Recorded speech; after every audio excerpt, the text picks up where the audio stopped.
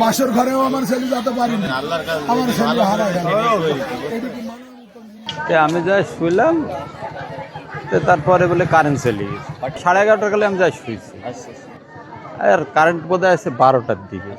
12টার দিকে আসছে, তখন এখানে বক্সটা ক্লিয়ার আছে, ছেলেবেলি সব বলেছে চলে একটু গান টান বাজাই।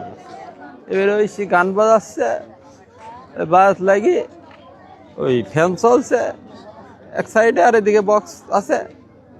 এবার বাজাচ্ছে, বাজ লাগি আমার ওই বৌমা শুদ্ধে আছে, সবাই আছে, বাড়ির সব গলি আছে আমার।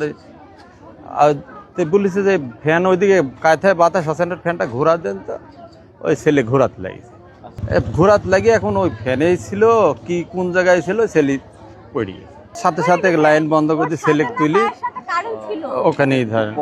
ওই তখন বোধহয় বাজে 12:30, 12:30। সাথে সাথে সেন্সের তারপরে আর না সময়ের সঙ্গে তারপর দেওয়া। আমি ছেলের কাকা, বিয়ে হয়েছে কালই, বিয়ে গেলে গতকালকেই বিয়ে। নববধূ তো এখানে আছে? হ্যাঁ এখানেই ছিল। কি চলে গেছে না আছে? না এখানে আছে। গরু একটা জবাই হয়ে গেছে, গরু একটা রাত্রে 2টি গরু জবাই করার কাছে একটা জবাই হয়ে গেছে। কত হাজার লোকের আয়োজন? 700-800 লোকের। 700-800 লোকের আয়োজন।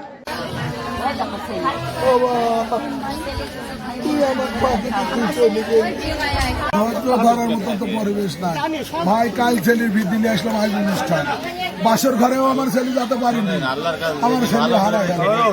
এটা কি মানার মতন জিনিস না? ধৈর্য ধরি ক্ষতি পাবো, ধৈর্য ধরি ভিড় দেন, কেউ তো ভিড় দিচ্ছেন না।